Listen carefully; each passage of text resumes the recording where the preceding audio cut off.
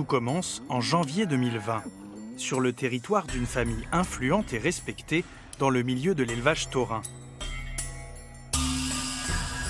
Pendant 6 mois, ces exploitants ont ouvert leur domaine à des norias de camions, siglés de sociétés spécialisées dans le transport et le recyclage de déchets.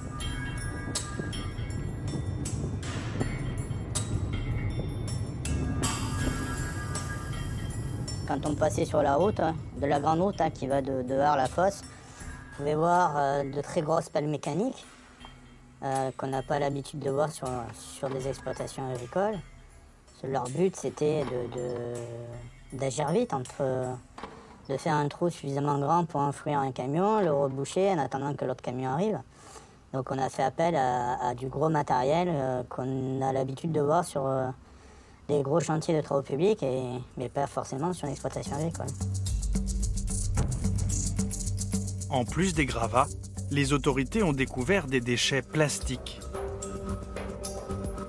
Des montagnes de plastique réduits à l'état de confetti et destinés à être incinérés.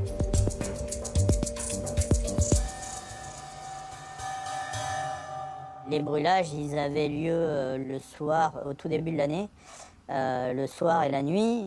Et là, les plaintes de riverains ont fait que la police est intervenue.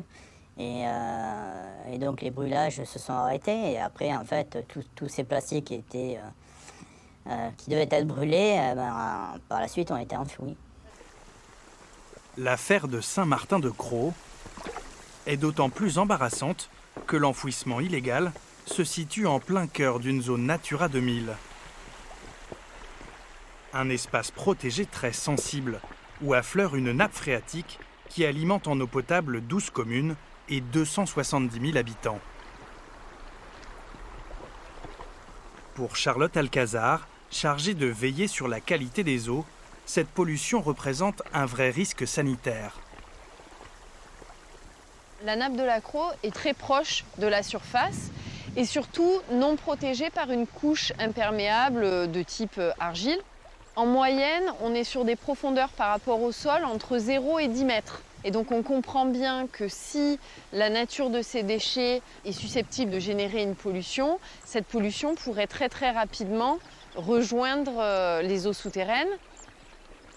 Pour l'instant, les mesures n'ont pas détecté de contamination de la nappe. Mais il va falloir multiplier les analyses en attendant une éventuelle dépollution des terrains.